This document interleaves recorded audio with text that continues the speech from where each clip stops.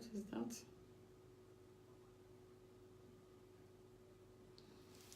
Hello. Abusuafo. Checheche obi biara. Edeba. Nyankopon di mu anwumre. Me kro ma me wo Denmark anwumre abo nonson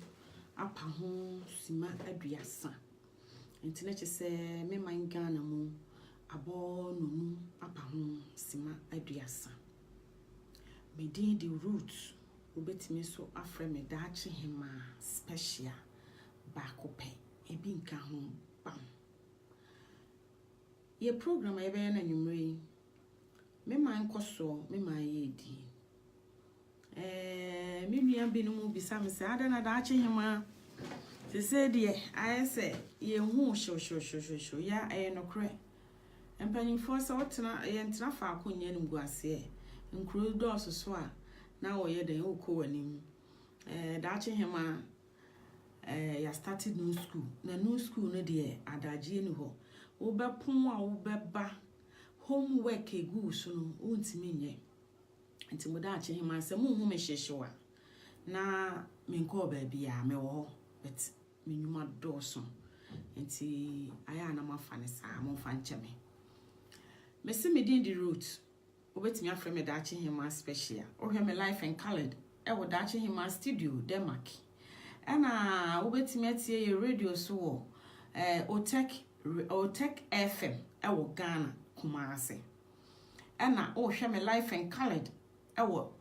the announcer newspaper e wo America Massachusetts. Me manager Daddy Fred baby I will be a salute you me chiawo ye beka safa Ghana enema kakra ekoso se daache hima me ba na nya aduane no de na num se ye kan ya amanfo asomaye we ya me beka me pomacho wo me de mente Ghana me nim Ghana bank asem me save wo bank but me nim Ghana asem me ye somafo oso nkra so a komu nyeden emu enti me so nkra me sra mu ada me de manu fian se de bi ya daache hima me ba me kan me manu fian me de kan sempa manu fian me de kan sempa ensempa e de nkwaje bebre oman Ghana e na daache hima me ba me de manu kan me say Ghana banks enye bank because edoso banks sembebre koso Ghana me say about 2 months ago yet they see wo Ghana e wo yenua ba bia me say okọ banga police ni bi koye na yakayaka de enam so anyame afa so ahira na obi a wo ba bia ni hira ye den efriba na me pomacho me de me sonkra se de me start me kan ye me sonkra ntimi nko mu ntimi nye den emu menua binumu na aresa hyema no se me meka ho asem o mo te se de amanfo de habo asema begu a mentimi meka ye because me pe information ni more na ma pe facts na bang asemi de enada na nipa ne de ba bet bang asemi de metimi aka bi kire se me ye de edi me menua boy ye de edi no me maame ye de edi no me de bia me beka se me pa asema me beka obi bisa me say ehe na ate free ya me metimi e de me nsasi me budu se de me de me nsasi me ni na maka enti banks assembly de daache hima me obi ka kire say oman Ghana ye nim die ekoso enka Bank of Ghana de de kra na ka wosika da ho a wosika timi yira enso ene Bank of Ghana wosika da ho a wosika timi yira uhu nipa wa yiska no me say Ghana no according to Ghana for say enye root to see o me pomacho Ghana for say ensam ne doso banks no abu na denti na banks abu wo Ghana na me san bisa me ho say adenti na banks abu wo Ghana bebrebe na Ghana for enye bia no commercial bank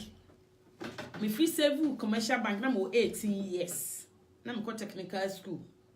commercial bank wo ho na bi wo ho size bi wo ho there bank mpobium na yetete bank ye wo banks akese bebre wo oman Ghana mu a yetete bank Capital Bank me kra nam nim sesa agu 17 years ago me di misika koto wo me kunu wu ye kakra me nyaaye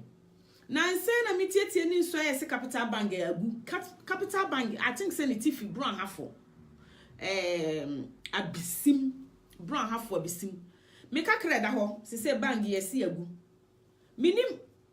some few days ya na mtie se Capital Bank agu na mse na da ache hema ka mo ka kreda ho yesi Capital Bank agu enya adwuma biem. Enya bia Ghana for say da ache hema o ma wisa ahyema no mesrem entry ne samantimi ankan a mon fancha me because me say phone na me use na ye no phone ti minimu ebetisi ne ti ase ma hu say Sally at saying me patcho hwan ni appear at saying me say banks no abu too much say da che hima me ti yi nyame ya madum na me nya 2 billion bia me si ma bia bank na Bank of Ghana ananya Bank of Ghana for enanya bia omo register banks na omo so age bank na yeden atum na okwa na yama okwan na yese bebie bank afi amanfo abie banks so amanfo do musika akoto bank ho no afi de da ache hima ye ba na ye bedi esika da ache hima age ho me de bo life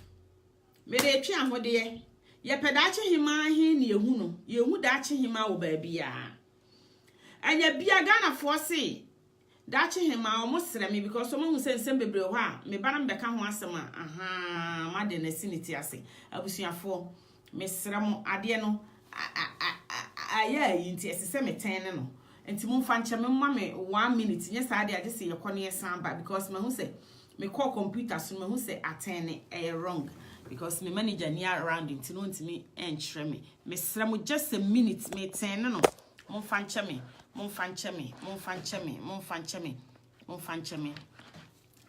me suna me lefty me dey an dey left stem be enkore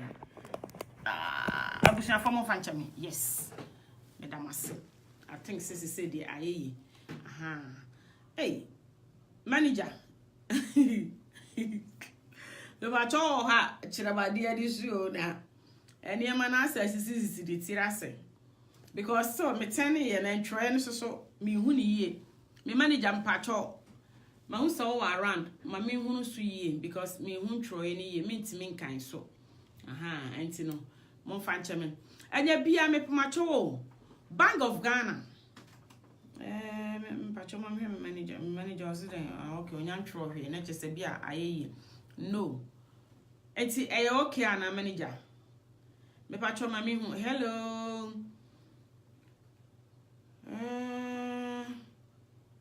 turn it again. Sembe ni mentane ne sena makone simple. Okay, abusuafo mesra mo ma mo bumfu mo fa nche me na ye wo nsempa de mamo ye wo ensema Apollo atele. Manager mentane ne sen na sembe nkora ni. Me macho mo fa nche me na me nsan hwe ade. Yes, say so. Manager, what do you think about it? Now, since where you cannot turn your phone, why? Manager, I'm patcho say it say good. It's been call. Okay. Me patcho kana me fancy o. Ma who say what good, but I don't know if me de see why okay. Abusuafo anya bia yesre bi so banks na e wo Ghana no ansa na obi bebie bank no se esese wo register ana me boa no manager no net is still enye ye still bad. Okay, thank you my dear. No ene be yiro fia asembe nkore ni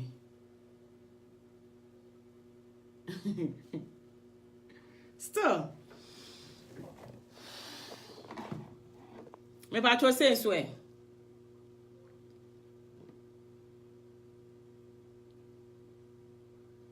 turn it again sa sense me san turn no won ene be yire pa oh asembe ni me ba to mo se me san turn no good. Okay, super. Okay, good idea. Any and a bayre wa hapa. Muti kwimpiri na say everything go off.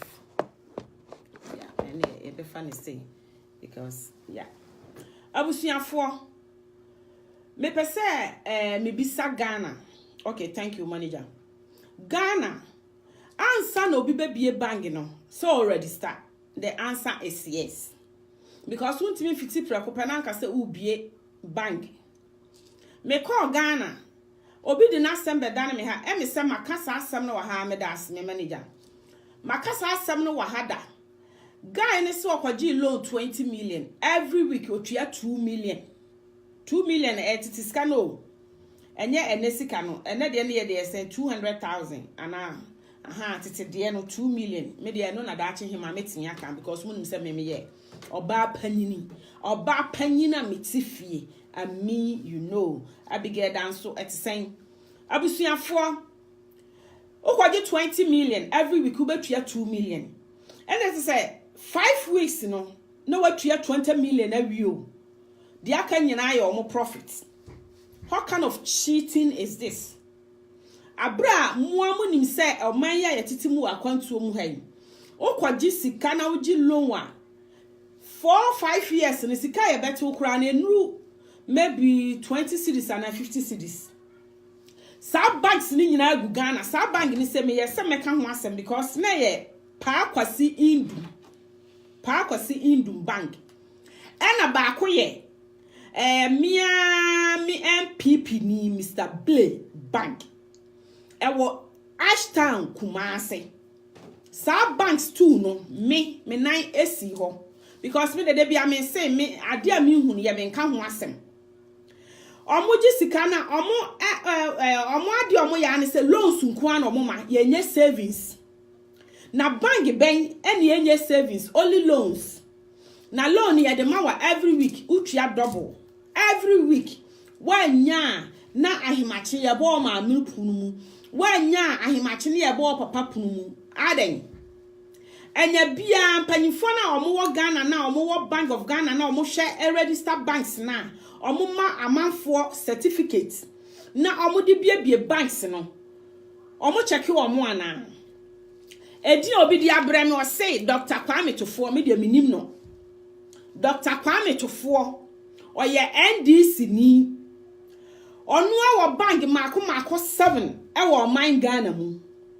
Dr. Kwame Tofo yes wo ye NDC ni onu awo bank mako 7 e wo Ghana na banks no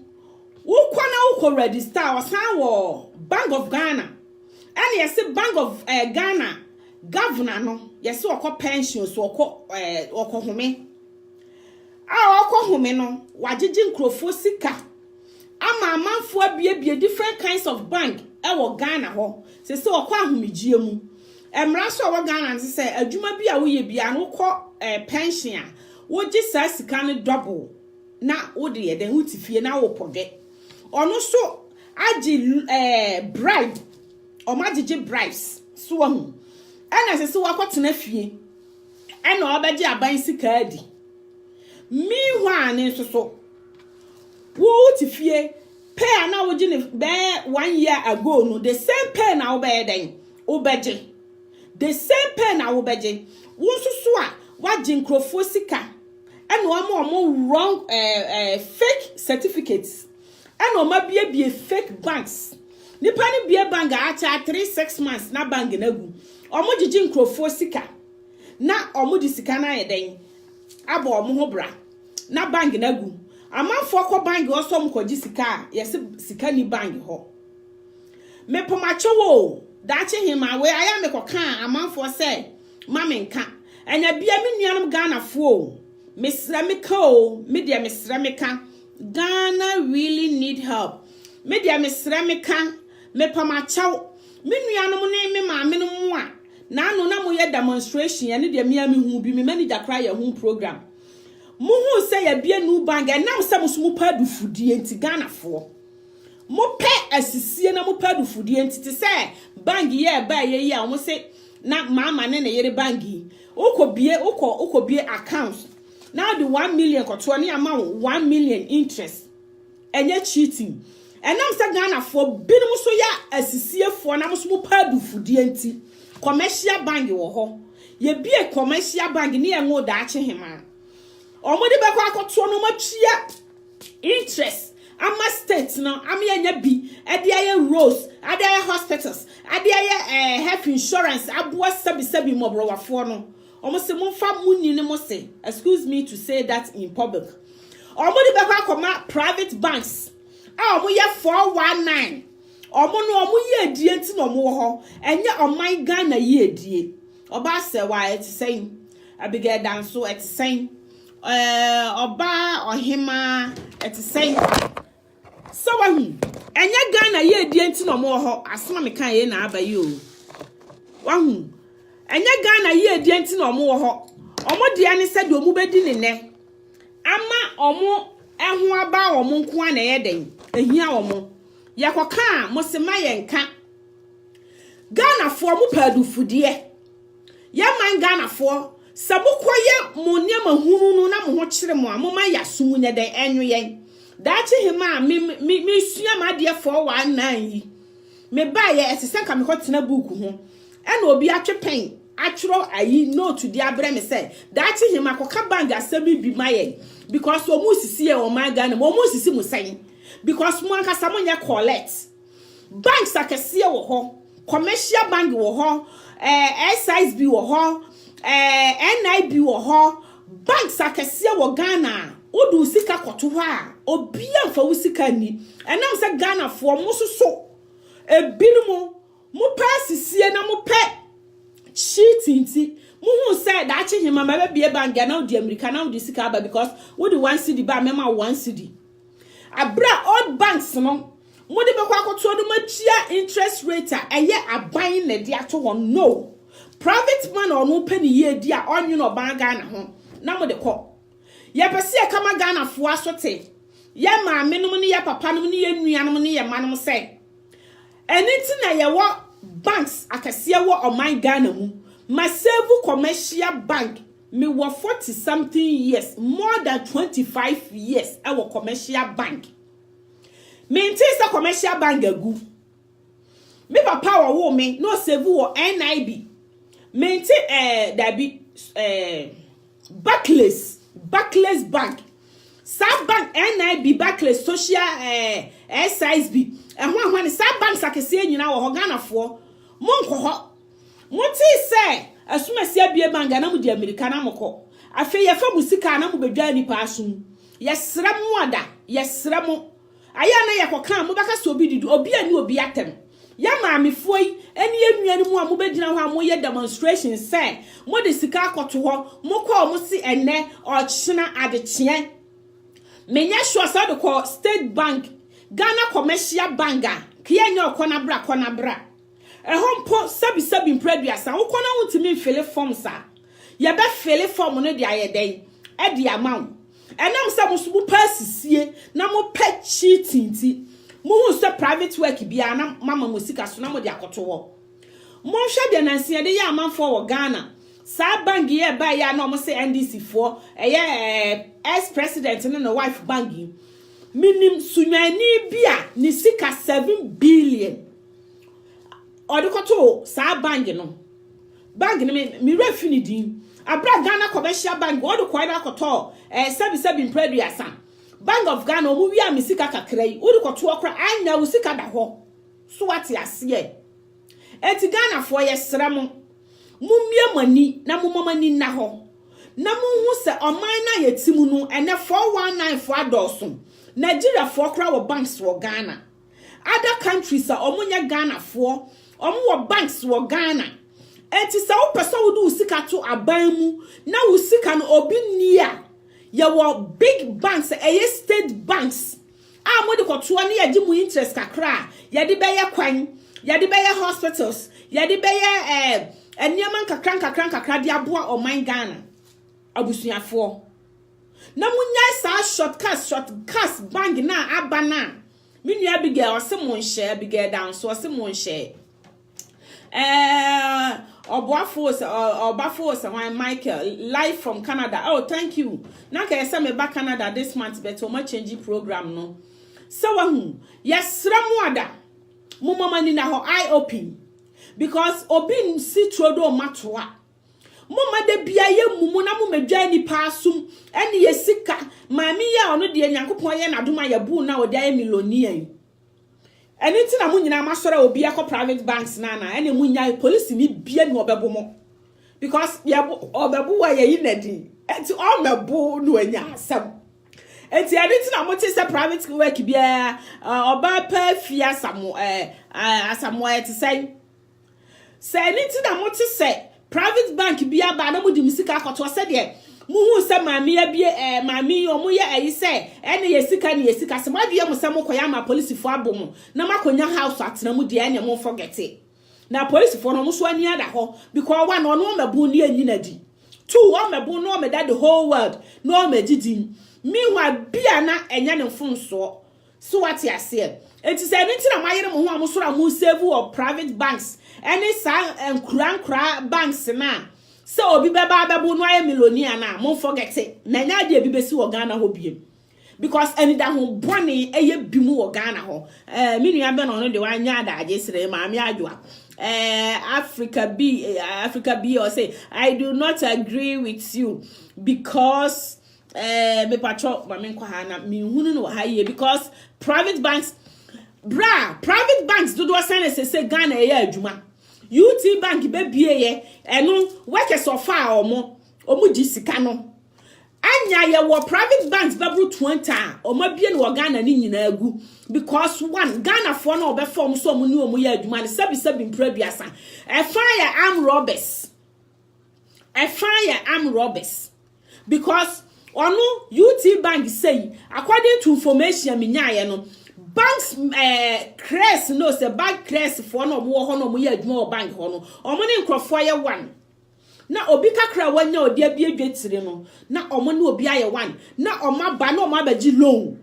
ana omo di adwane adwenbone adwenfi Ghana black mentality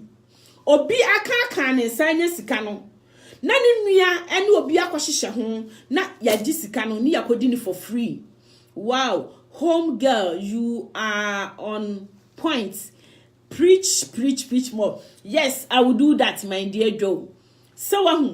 eti Ghana for no me nuanom so we do sika koto commercial bank NIB Barclays ni other big banks na obi antimi no obi nkoya 419 NG sika na onya na dwese bank ni begu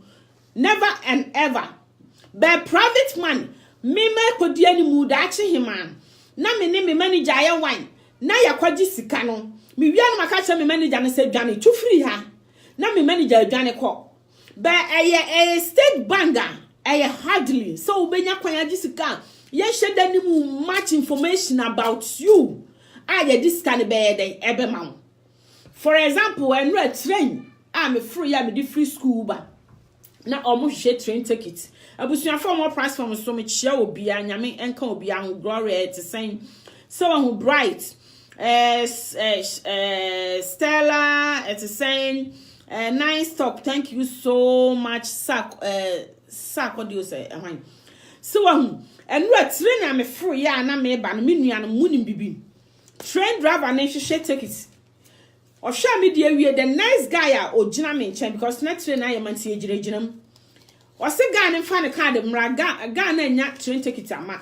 on fa ne house number mra na mo mra ne bela o mo betimi dia tracing no boy no ni ba bite onya house number ma omo na mama ni yi ni phone train mu no ringi police mi ogina me nchen enru asem na meka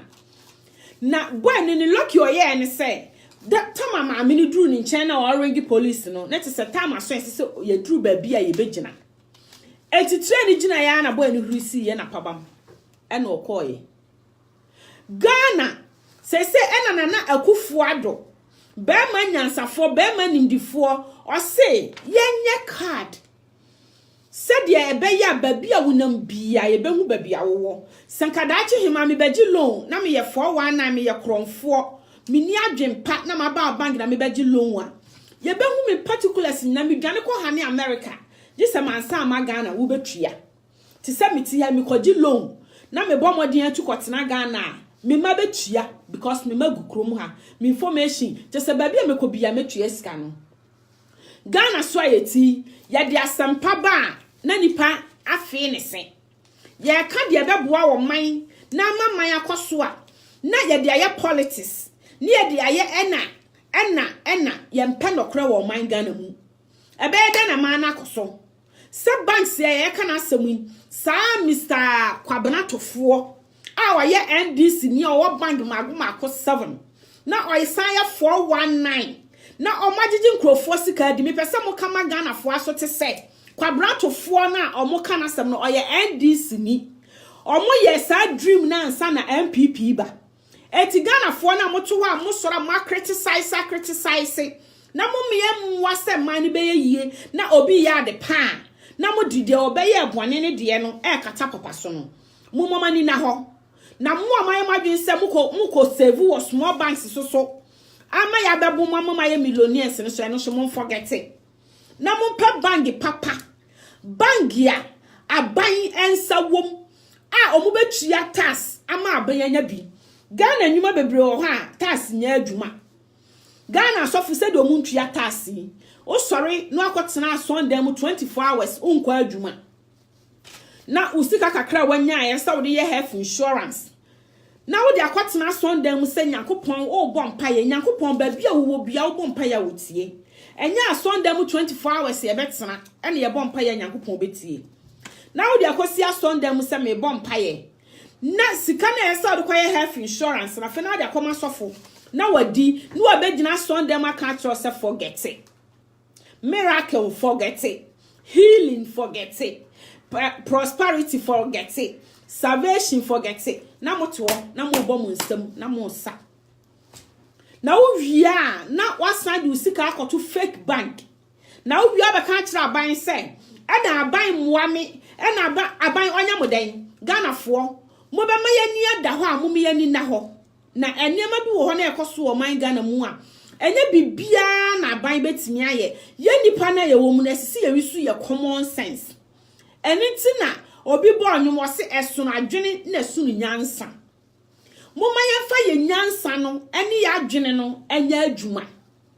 ye bibia ye hu se ade we ya me ye no ebeboa me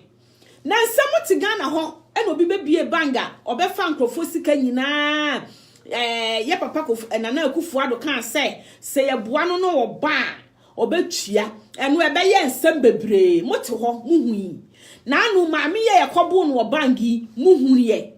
na mo sa sorry anu masanda kogu another private banks banks na enhye danye bank tituru bia. For example, Capital Bank say me fan 17 years ago, me fan about 2-3 years ago bank nego because a private bank agu me na misika wo ho me na misika me nim sagu be ye na me se ye misika bi da Capital Bank dom se hwe okoka Capital Bank ho asem bank na enya adwuma biem eti abusuafo mo be mo mani ada ho a mo mani na ho na munya se mo ti Ghana ho ukosam fifire kwatena dwom kwatena wia weso kwatena kwa ho koton niema na Nyankopon dum kakra na wodi be commercial bank SISB Barclays ho NIB ama abanye nya so task kakra ne ade aye mpuntu dwuma no na de koma private man oji acha 6-7 months 1 year acha kura no wayera office system no oni ne nkrofo acha adi Ghana bank akese kura omo boye kro no bank akese kura no omo boye kro no na small banks a enhye danye banks bia sabi mpraduasa agidin menua na wode asam ne beto manim no se menka ho asam no yasra mu musumunye education ma Ghana for about banks because ye what titi banks wo ho a commercial bank me de anu na menim ma save me save wo Nsuaterema Rural Bank up to na me wo Nsuaterema Rural Bank ena na me wo Capital Bank ena say Capital Bank agu Nsuaterema Rural Bank I don't know anything about it because so many years in me call okra menim se me kwesi kan bi da ho ana say ni ho be commercial bank die at least after 3 months mitimi nya kakra de kokoto ho bank no ma save for more than 25 years enye so obi mpese obi be call obi private bank no muma yenye ade a bua yen na boa oman Ghana na ama yen nyina yenye yasomdwie se me ma me panyini bia wakotena kwa ho akototo bode wakoto nsuo wakoto adwene wakoye bibi na Nyankopon ama wanya kakra o me mfa suo me mfa koto bank na da koto one man bank afi bosome okwa ene kyena ma me asma na wo kan ya interview mo se na omo ye den timitwa bank timitwa kwan 1 month. What kind of bank is that? Eso kyena ma da che hima nyame ntumi nsam na menya 1 million na me fa me bie bank Ghana fo na madufu dipenti e betu America ne de scanner ba ho abra wonim se wodi ba no da che hima onu nko 1 month enterprise so say proprietor within a short time na meni we kakra meni we kakra meni we kakra wo be hu hwem na eko off ye be me ye ni ada ho a Ghana fo obi antan obi a o ye pegana ye die ye pegana mpuntuo se mimi wo ska ma be bank na me nya 419 na wo du sika beto na me nia obi na obi excuse me to say obi na obi ni asem but ye nua no mu binu mo ha omo ni say onu ode beto no wage wo de na kane de ho na ode ayi fragadai ebasa na obi ti ba bi a wodwene ne ho aka me ba ya mesua de ene ye pushi mi ya me de abisi hei siwa hu esa enye wo nkwa na wo ho kyere wo ma mutifo ni nyina obi a ho kyere no se omukọ demonstration wuntimi ntina wotua na wo yam na wo nsono esese wo ye den wo ka bibi fa ho etie nuanum Ghana fo yesra mu eye open obi anka se ma mu save man is lying that he is NDC is not the best way to highlight the problem. The question is what? The question is me patcho senken se me kan ase but me kan ase. The question is yes Dr. Kwabena Tufo media me start na me kan say minim no personal and me nti Ghana yes Mr. Kwabena Tufo wa bie banks mako 7 e Ghana and Bank of Ghana governor no omaye 1 and omo register banks and omo agigi nkrofo sika omo register small banks no and omo agigi nkrofo sika ma me bribe na me ma omie bank ma me bribe na me ma sam ne ye ka no eti me be bie me bank na mo je me bribe na me bie bank na within 1 year me nya sika me te me ka bank na makrosu ade ba chi abeba so obeji sika no me ni sika wo bank because me diska na koye bibi fufuro ana me diska na koye akoto baabi me dwene me ho ana Ghana omo sora so musika omo de ba abrochire na omo de abegu abrochire no wayi nani afa osura se de me nua man ne me maame no omo kwa pandan obetwa kwan ni sika ne nsanka enti wanya lucky no kohia police ni bi ono so nya lucky ana akobo no na okonya asem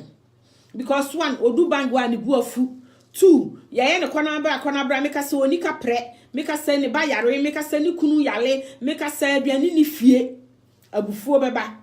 ko osemen ko ni ti anye yie na obi akobo no wadi ne dem sa asem ne yeka yesi NDC Mr. Kwabena Dr. Kwabena Tufo me patcho menju oposu mfiri unsam Dr. Kwabena Tufo one Bank of Ghana governor a okọ pensions se wakotena fie oma ye 419 agigi nkrofo sika adi ena oma bie small banks ena se wo sori na wo sika koto na akosa wo koje a ye sika ni ho sa asem no ne ye ka ena ye kire se ye nuanom amwo Ghana na mo pa mo ho ntamanya no instead se wo de bekọ bank papa banga abansa wom banga otwia tax banga obianim se ye nation banga entimi hu na entimi hu china di se Nyankopon boss ro ba asase ayeden aba ena me example to say commercial bank that hima metia ma save more than 25 years ago. More than 25 years ago. I remember say 4 years ago me call Ghana. Na me pese me diska koto. Me refi my account number. Me kita anything. Omo ma me bo me din. Omo hwe ye na yi bai root quote. But spelling sa me de ma omo no na omo de ne ntali. but omu ko mu a omu hwe me niema bi no mu se ye me ampa omu yi me picture bae eye me so what ya say eno no misika na anyira o kakra na meti ha me maso akono anyira me bo mmode am Nyankopon ye madoma me koduru ho no me kan ya omu hu se information me de mo na ye wrong no omu di omu hu se di na ba root court but me eye why me suma me suma ye no why only one word fa picture bra na yen hwa de me yi me picture de koye eye me asem bia ni ho madam eye want next time the way sha wo ho se be ya wo be hu se udi no spelling ni say because I check 25 years ago. Can you imagine? I check. And 25 years ago, no cry me Gana Capra, me ni binam diakoto ho. And Nyankopon ye madoma me ba haja, me nyanka kanka kramo mo de ko. So etino eno sa no misika anyara. Omo hwe information bi bia wo ho. Because one of the me say here na me ti Ghana, me kan ye na me ti Sunyan, na me ti Newtown extension, na me yes be pure information me the mom correct, but only one word and me mix it. For picture bra, me picture call ye da che him man. Me what to me? Na private banks here ye king. Or start here acha 2-3 years na bang na gu. E ho asem ne ye ka se Ghana fo no ye ma ye ni na ho. Ye nka se obi ma bia adwuma because ye hia employment e wo man ni mu. But nipa ni be bia adwuma na onye the right thing no. Eno ho asem na da ache him ama no fia ye de beja me ame ye den. Me ka me start me ka chere me se me menti o man Ghana mu. Jennifer et saying menti o man Ghana mu so ahu oba abeku menti Ghana ho bet me de me smafo de abesoma me na me beka mentan obi a wo man Ghana mu me de me se me man ye de Ghana first enye root ye de enye daache himan ye de Ghana first because ye nyina ye ho kire yen wo ha me wo audio wo ha me bo kire wa me pon school no be send audio ama me sister wadaroma enkura no ebe bie school next week omu school fees omu ko different class omu ho ahwane ye ni bisu ya je nkrofo de me ensa nkitenkete pa ye boa enye no ebi wo ha ye den ye boa eti se bibi koso ne enkoyie no bi de betu ye numa ya no fie ye de beka because Ghana fo bi mu ye ni da ho bone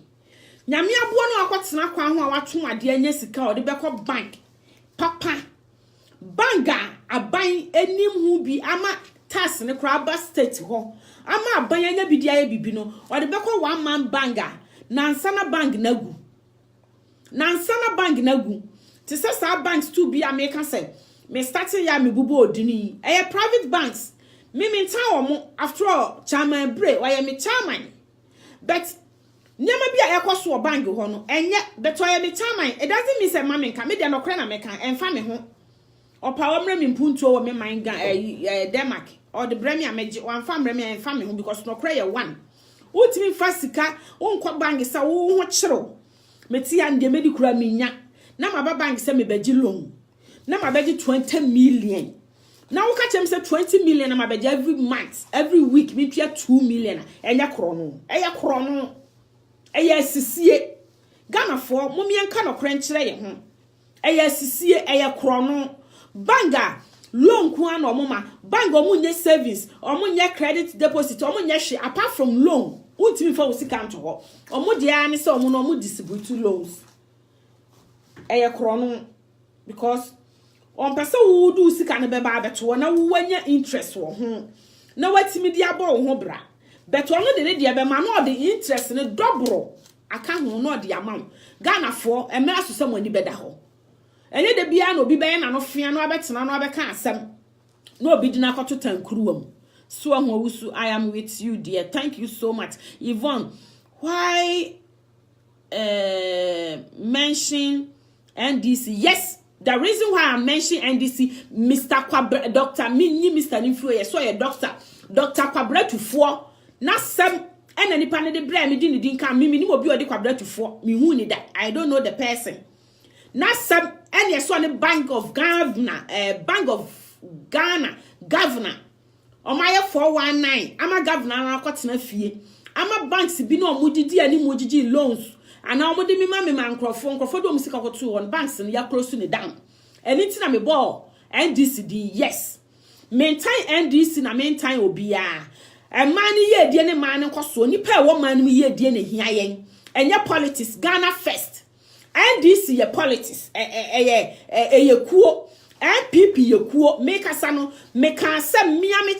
chairman Blay NPP chairman Blay ono so ne bank I said it etinya NDC fo nko asem na make me nua ba eti baby sam say didn't na me mention NDC I mention it because ye dinidin abreme Mr. Blay oye mimi chairman esumabo ni din sane bank loans o mo de man eyasisie krono mi po me kan say eyasisie me say krono no kra emra so se Ghana fo mu be gya hwehwa ni mu no na mo de politics ato nchen na so bi ya de na enye ne ye kan mo be me yaka anything ye bre o Ghana ho no kra Ghana fo ye kan na maye ma no fia te se me die na mo so ni pa no adan oya this need to be mention the din what is wrong about it enye Ghana no ote ne bank ne nya Ghana no obie no wa wo be trust ade ne ma me nua va Yvonne Mr. Kwabra tufo se kwa me tufo no enye Ghana no wabie ne bank no chama bile na America ne nya Ghana no wabie ne bank no enye sise no mu sisi nkrofo o man Ghana mu chama bile onye MPP ni oya MPP ni wabie bank wo kwaji 20 million na utua 2 million a week enye kro no mi sura na America no kra na America mi wa evidence Kwabra tufo no mi nim no be ya oya NDC ni minim something about him so oya NDC ni eti ye kan okra mo for politics and some ton chain so be kan sama mo be makwan me aka no kra no makwan me ba ye na America no man kan NDC fo man kan NDC ni nko ade maka kan PP ni di aka ho no kra o man ni ye die ne ye pe mumi nya atwem ene hypocrisy wo Ghana fo mu na mo makwan no man Ghana se de aye abrochire ye nua no mutese abrochire ya somadwe ye na man no enkoso no mo pane yeso ye man enkoso si ya makwan am ye nyi ye ho aten yankeka no kra nkyere ye ho Ghana enkoso da Yesu Kristo kra free soro ebesi fo man enkoso because se bibi koso na enye na akoka ye be bisa asa denti na akobisa obidin ye bisa obidin ye misa hwan mumi enya asa de no Bank of Ghana governor na me bo ni di ni ono de onye Ghana ni oye Ghana ni so oye Ghana ni etisi ye kan mo makwan na ye kan no krankyere ye ho na ma no bia me ka sai abane e dina obia nu obeye ye ni asabi ya no fie ye de be kan ye ni na be sia be da ye so da chi hima meti apartment mu me ko school am fa bus me fruit train esu me kan ipa egu mi so am hwe mo Ghana you don't believe it eti se mana ye na se nkrofo mana makosi se omo amehwe omo no omo nyina ho ato omo adachi hima me manyanka no mugua me ma no omo ni papa wu omo papa wu ye 17 years ni enso sto me ma fa nkrofo de aka me de ho amehwe omo munya sa de na edigu o man Ghana na mo makwame aka no kre NDC MPP enfa ye nkoba bia de hian se Ghana be ye eno ne ye hwehwe de obeye o man ni ye ena ni po ba be bia de obebia dwuma obeka no kre obefa workers omo nya akromfo and now this car to bank and I was send this car come mama me se kwaji sika no wo be fra wo maame no o se me kwa yesi internet nya adwuma kwana bra wo be kwa no yesi obi abaji sika no enye kro no o man Ghana nipa ye wo mu nyina adwem bone ahye etiri mu ma ebi mu ye millionaires so still o mo bo kro no je hiafo sika e kan mo sika ho ye ka Ghana asem a mu nya politics mo fa politics in ton chain said the nano nana otikoko so otumfo one ochihene akokrabo maye wano Ghana yenkoso ne hia emana ye yi a enke nyina yasomo adweye ko obi sori enye odu family sister me mana bie school me srobo ame no o woni sika o woni adwuma ye nani na obi so o mesu nkyire obi so obi mu ano mumi enya sa politics no na mumi ye ni na ho yen kan okre asema meka bia no se meka kire Ghana for say obi wo ho a commercial bank wo ho SISB wo ho Barclays wo ho amfani sika nkoto ono so adufudi ponti Mimi be bia me bangia. Mimi pe kro no abo ameka say wo de 1 cedi beto a mema 2 cedis nti no no so di America no de ni sika abeto me wan so de be ko state banker ye be ma no collect rate a obetua ama aban so nya bi krade abo aban ayi eman no on fa nko eti Ghana fo ne wo eman mu no I open ye me yani na ho na nipa na ye wo mu no ye nye the right thing ye fa mo aman no ne nya se de bia ye de politics ne ye de aban no hwan wo ye aban me ye aban. Say I'm more by now. A man be there akoso. A man be there akoso. Yesterday ye near bray and penny for na de bia da him mama no fia na me di twabom enkrofo. Na ye brumi nua osi ye me den o. Pa be ye te sen. Se wa hu. Mumie nya politics no yen ka no krankyere ye ho. Me mpesa ade no. Me mpesa. Me to no me mpasisi enti me mpani po mo ya sisifo. Me mpasisi enti me mpani po mo ya sisifo. Kwabratufo no meka so ya ndisi ni yes so ya ndisi ni ko internet so onya ndisi ni Chairman Blay Mr Blay onya MPP ni so no suma boni din be nipa no kra nya Mr Blay asem no de brem o de kwabratufo no edin na brem ye da ha o de kwabratufo no din na brem so miami de me de aba be ka ho se if miami Chairman Blay no ne bank loans or de mankrofo interest or disi ho no e dawson eye kro no I don't care because I'm telling the truth. Mumienya politics ni enye man Ghana. Ya nyai sa politics yi na edigu o man Ghana na. Ghana nyakopon kra firi soro ba enkoso. Mumienya asasisire amela ye te sen. Me dem betena ha na me kama sema. Me mpasisie. Enti me mpani pa wo ye ayibia. Me mpasisie. Me pe no kra because asisie adidida ani mura nenam. Hwe se akora ya Kofi Adoma nwanwani akoka pe ba bi di ama na tena hwekwa Kofi Adoma etwa ya ode kwa akura na se bia menua wo betro ma me se maka sese ni bia wo a wo nko etisi ye ka asem ade mpuntuo ni yede bebro man Ghana munya politics na mo me kwame yenka me bokobra tufo di so ya ndisi ni so hot ndisi enye Ghana enye political ayi wo Ghana MPP enye political ayi wo Ghana ya ka no kra mo makwame yan ka no kra na munya asa ne manema na ya na obi ka asema na mo pesa mo gina ade ntra me mention ya NDC enye onya NDC ni Chairman Blay onya MPP ni me pesa life no me nua me ye program na no so oba so na ba hima roba don't come here I don't like that mo makwana no kra nya adwuma ye pe no kra nti no ma Ghana ye bre na sisie ene kro no me no man Ghana no munya asa ade no me de me pesa de me ka no kra chiro me da ache hima me to ono se me ye ma ade na se unnim se wo mpe no kra don't come here because no kra ne ye ka no niam ekoso Ghana na ye enne wadi ni sika beto e kira no di so abegina internet so no mu dwa ni pa asum wada kra wo me na me ko school me pon ye me wo lecture se me ye work egu mi so se me ye me ntimi ye nipa na frame wo classroom sa na me de na se da bi de wa nipa na ye me meka ho asem be so you mention NDC enka me mention cooperative onya NDC ni aya munya asa rough no na de enka no krankyere mu na krono no ni no kra ye mpenti no maga na ye nkoso no abrochire ha ye timi nua na wo tro Yvonne sa wo ti abrochire wonnim se de abrochire ye de mra ya adwuma wonnim se de abrochire okogi lonwa etie aya mo me enka no kra na munya politics abrochire ha ye te ye to aba wi ya politics bia ni ba bia biem ade na Ghana for musu ba ntesa there if you think what they are doing is illegal take them to court. Thank you. If they are doing is illegal, I should take them to court. Okay, I will just take the kind of thing. I will take the steps. Okay. So me to Ghana. Me Blay na me kana sem no. Me minsro. So what me for mo court akwaba to fo no. Manya ni din. I will find out then I will come back to you. Okay. I will find out and come back to you. Why dia wo ye na ye. Me nua ba. Me feel say e illegal na why dia wo ye na ye. So obi be bie banga on register na ma ye one na ma jiska ma je bribe na ma manipa na fake documents mu manipa ni fake documents na nipa na the fake documents no dey ye aduma within 2-3 years na bank na gu na enkrofo osu sa wo ma me ne de sa de ni di na ebe ne de wo ma me ne de sa de ni di na ebe ne de sister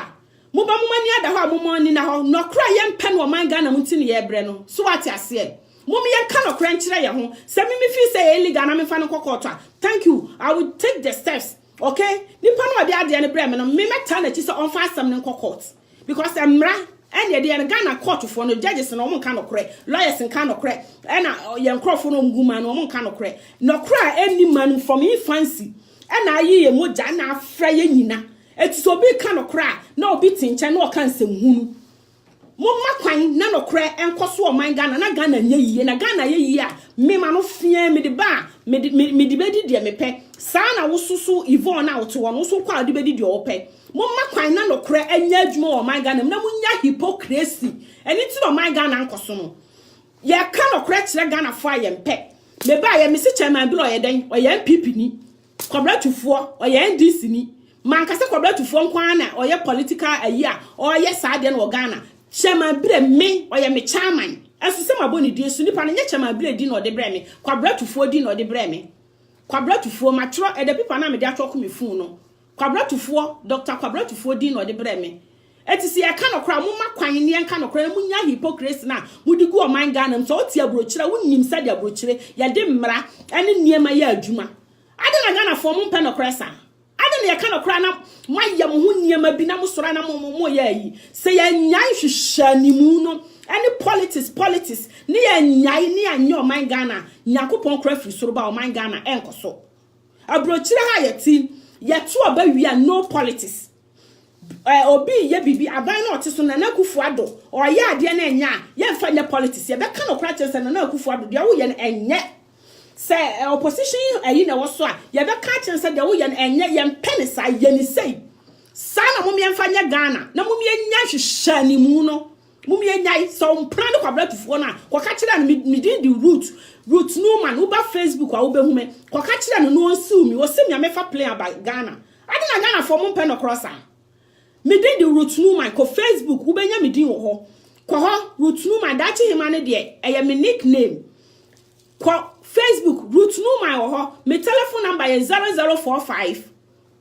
20638158 Fama Kwabra Tufo no one frame or frame and made that him my dead makumas make actually no munya hypocrisy Ghana for no munya shani muno na mumia kind of crunch ya home and your politics are some near so man Ghana muno ate the beer bangasem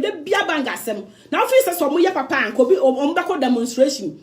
Where did you car to her or quiet say where did you car to her or quiet say ya can't say I didn't now mention NDC in the Inquan Bonnie do. Master sister, clear yourself from my platform, okay? Yes, they want someone who speak the truth. Medasiminia, speak the truth. Don't mind. Me, I don't care. Me, I don't fear because no cray. One me de bia me come say na ada himfu po no mo ya himfu na we you bet me achiwa twa to cry come asem be dance how you mention this thing if you Rollins impo net so and no ya ade na nya I will said it Rollins impo no cry so atwi to okum nipa on net so kranka meka e Kwabra Tufo no ye hwan onye nipa te seme a and this na enya political madam cry yourself wate mommy aka no kra na munya hwehwani mu na mudi gu Ghana ho na ye ka asem no kra da bia manfo osu enti so wo maame na wo nua bi na akotena kwa ho akosoa soota e wo na pampam na wanya sika no de akoto bank na obi afa sika no na wa krosu bank na nke be ye wo de ade na Ghana for mu pen no kra mu hwehwani mu sa fo asem kono ana me de menwene me ho me fi say illegal me fa no court family number mano na on sue me di me full name na me de ama wo no so ntimi ntwira me wi a me twira gu ase sign the mano no family court or the me court me that him me si me twa take it akọ Ghana eni na kodina court adai na Ghana for musuma ya fonsa the same thing a pot eni me koso se people sa ma twotwo gu a me nya time pot the biasa man for free different countries about port na me port asem no enam se me nimu kasinti na me ntimi kan ye bank of Ghana me treasure bill me call Ghana me ko fan treasure bill me hweye me ti abroche so ade me treasure bill adi na no sa no hwan enya governor na no Ghana ho no onka ho ansa no bi betimi ayi obi sika wo ho no governor na panyina no wo ho no onka ho betimi ayi obi sika ya kana kra na moto na moto papa so snit me papa wu me te yam na me papa panyini me ma me te Ghana me kwa no de nani bragu me so me papa snit obi age snit no me hu aso obi ankosan ye enam se me ma me di pipa ni kire obi se nipa no tu no photocopy so ye ni den yo me papa snit ya age Omo mugwanya krono no omobo. Eno minim so ya ndisi ni ameka so ya ndisi ni. Me de so ya ndisi ni no ya MPP ni. Akufo-Addo oba adaben. Akufo-Addo oba adaben. Omo mo hona na NDC fo nko an che no mo ya kromfo. I said it. Enti so wonti akoshepo. Na fa me din route no man ko makobra tufo. Na fa me telephone number ka ho se meme si onsi da ache hima. Osi me meme twa take it abagana. Adena Ghana for musuba anya fesa. Sister, you are just don't make me crazy. What? Don't make me crazy cry. Enya mame honhom ma. Na honhom ne cry ba wi. Ya kan sema na wodi to na wodi aye politics. Adena musuba antisa. Adena Ghana for yesuba antisa. Sister, clear yourself. I do not agree with you. Wodi ane makan dada. Telecom is dead.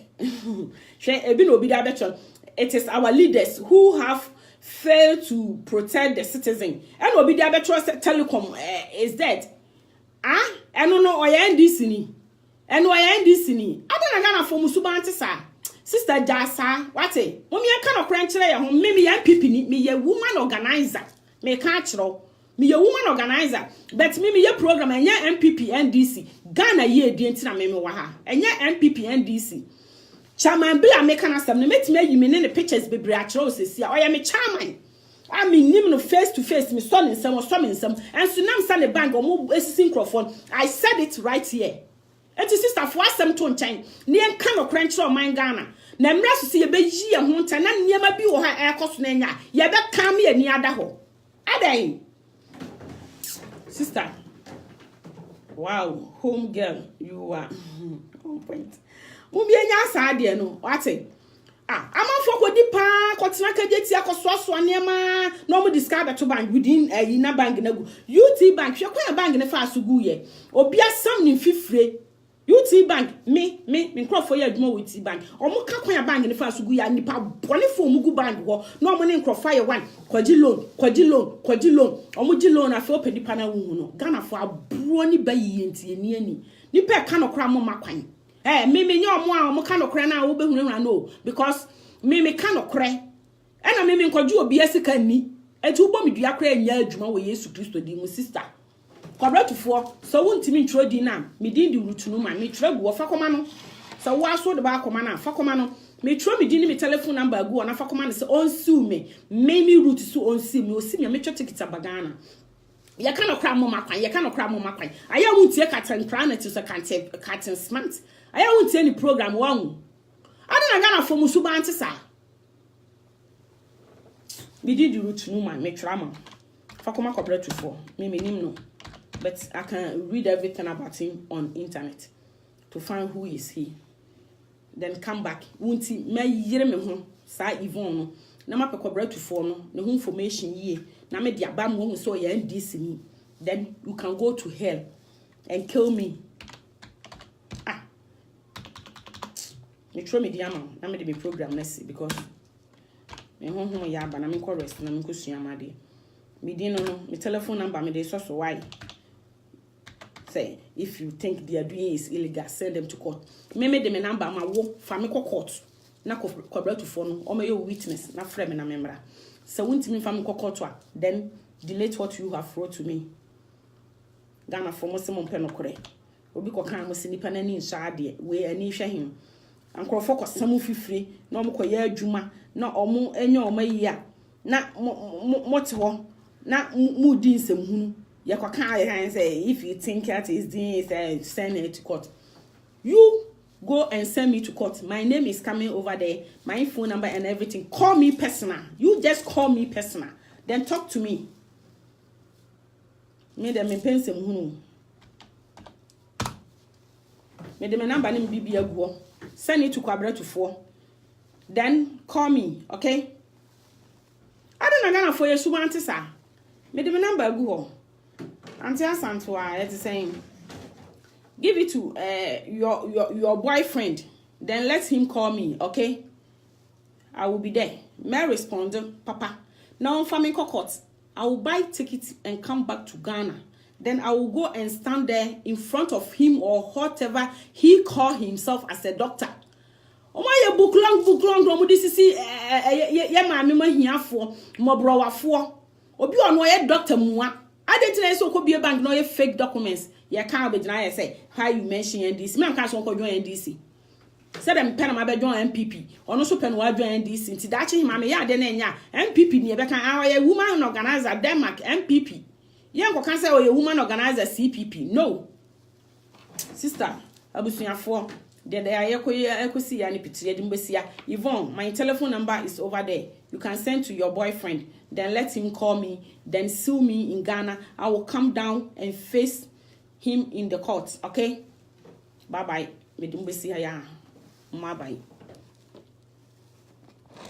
Abusuafo more platforms me bu fu mu bia obia, but aya mo me kan okran kire ye ho. Niam bi wo ha ye na enya.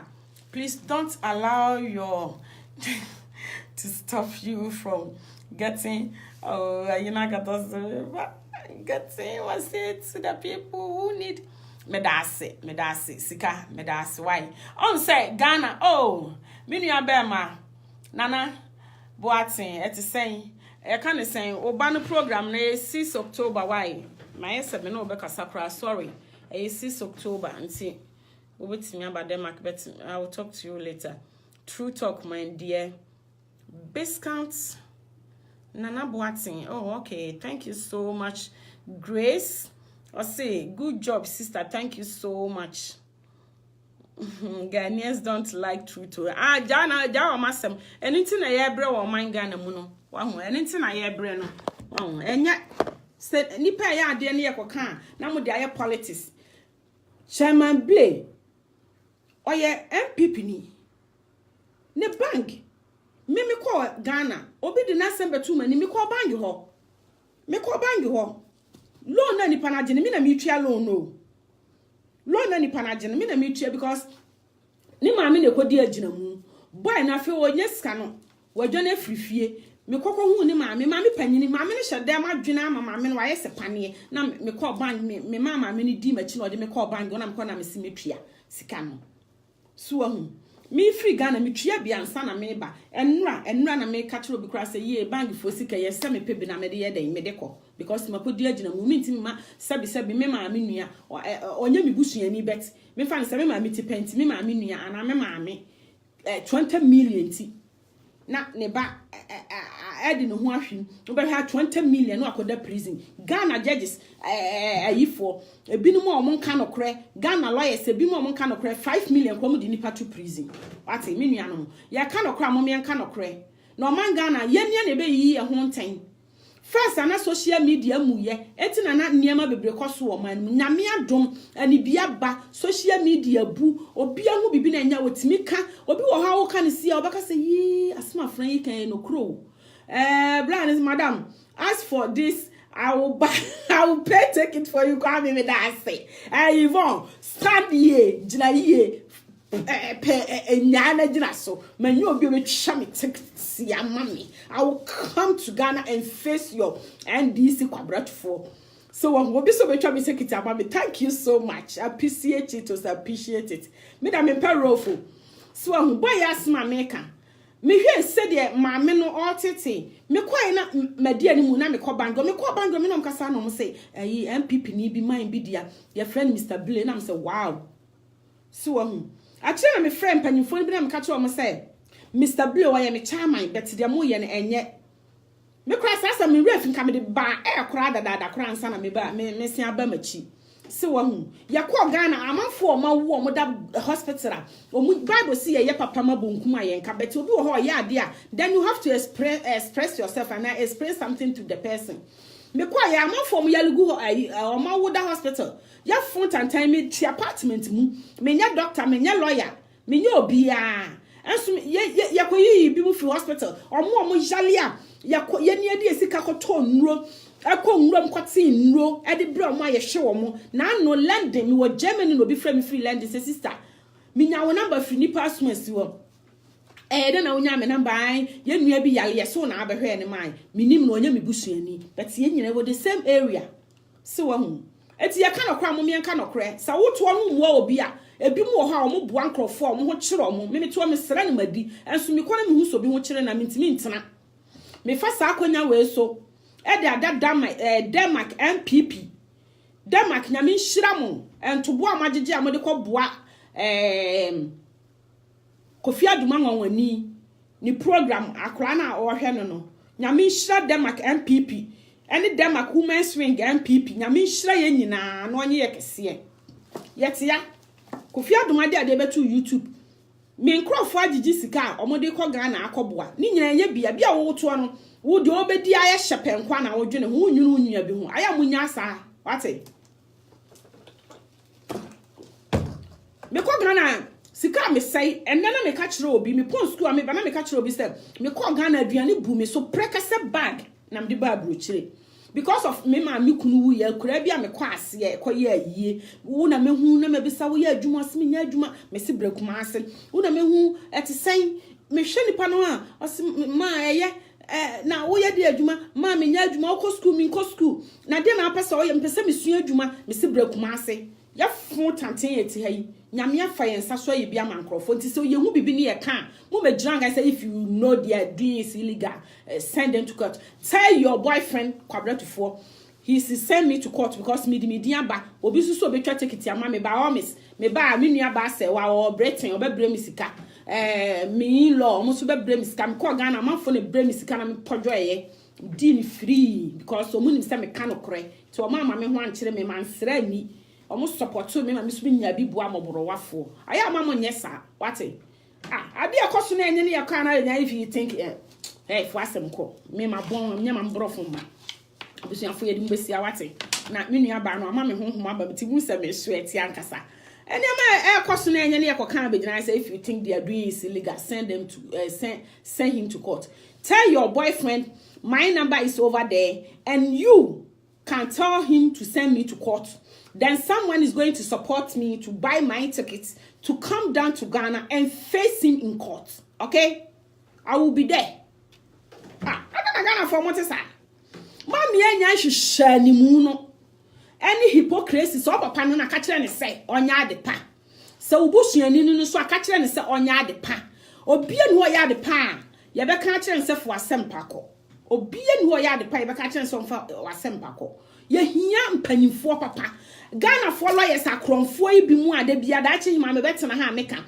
judges akronfo binumo ministers akronfo binumo doctors akronfo binumo nurses akronfo binumo teachers se na amanfo teachers ne ho ahwanefo mo so mo ko strike omu su say omu pay no mo ho ahwane no mo ahwane sister just the other style I'm very rough so wahu now fi say nema koyie aban atimi atoto nema doctors ho ato omo no mu pay ya obi yare ko hospital doctor baka se wa ma me bribe am hwe no na se me betam anka na Akufo Addo hwe me twetwa wo nkrofo kayie especially civil servant ti omo kayie because what ti omo kayie a nipa no nko gina airport na akodwo nsa wo piara ka chem se mami 1 cedi no sister ya de ka no kro ye nsuro bia na Akufo Addo mpo ye president ye ka kire ni pray nye pray mfa so on hwe no tua ne manfo kayie because the man obi adidi mi a obi amokro no me meti ama me a me ko wi aban sika utu owa me a ukofa aban ade ye nyina ye hwe ne ye mua man no ye nye ya dwen ye ne nya 41 na ne nya dwen fi ne adwen bone ne ye mua man ne nya yie na asundue man na Ghana ede che abrochira sebi ye ti ya ye nya sika e ma ye ho toye no Ghana ede adena Ghana for musuba ante sa ebi no mo pe no kra ne ye ka no kra na ma ye mo ho kokwasa so boyfriend na koka chen so osiu mi ameba why within the roots that him special ebi nka ho even mentan but mi chiri nipa o ye nhwehwe animu I hate it aya mo me ka no kra nchire nyamema na no kra eye ade a esombo chen bibia ukọ Bible mu me ba kra me the Bible by say can be wo Christianses wahu can be wo Christianses na Bible is atwi break wa chire hoi si wahu from Genesis to Revelation ade a wo mu nyina ye odo wo do nua wo sisi ne da wo do nua wo twese kan si ne so so koku no wo do nua wo mo ne kro no wo do nua wo sisi no eti se kwabratufor no odo Ghana fo a onye 419 Bank of Ghana governor na okofie no so odo Ghana man no odo oman Ghana no odo nipa owo mu a kono so onje bribe omi aka no kranche nyamema sa na mra bi obi beka kire me second de Japan ama me bribe ka me nya ka me ra yini mu ko ekoshi na so aya munya rough no wo do nua wo nya ne bone obia no wo do mani nua oba ya ne bone wo se wo nua ho aka na ya wo ya na wo me tew na wo ho yira jira eti empanyimfo no ebim na omo wadwen fi asika fi na omo penti o kata na ni no ade fake things na odibu nkrofo ya ka amoma kwan wenya politics asem Ghana ye die munya rough na modibu Ghana na hypocrisy ayamo say ya lenti mu ya na fem wo sra na aban wo to ye kromfo wo papa ye kromfo wo maame ye kromfo memete me ye kromfo me nana ye kromfo ebe de na mana ye ebe de na mana koso ya ka amoma ye nka na aban ye nipa ne nyina ye aban ye mwa eman no ye nka no kora ye nya sikadie basa se de ojaka no ye nyai 419 fake documents ye man krofo ye nyai bia ne sa nurse no sorry ya se kwadwo nyantachi kokwaje anmonyam aba Ghana wayama se aboye yi wososo kora sa okora wo chen mom ye nya hwehwa ni mu no ni nya nipa ni mu adom aye pe no ni ye mpe Kristo mu adom eno na yema yen na so do nua wo nya ne bone nyame nhira ye nyina me de besi ya nyame nka ye ho no o ma ye ntiase wo Yesu Kristo din mu mental Yvonne but shia no kreka na obi ka no kra enko tro won na yi ase enko kan sem hu wo ho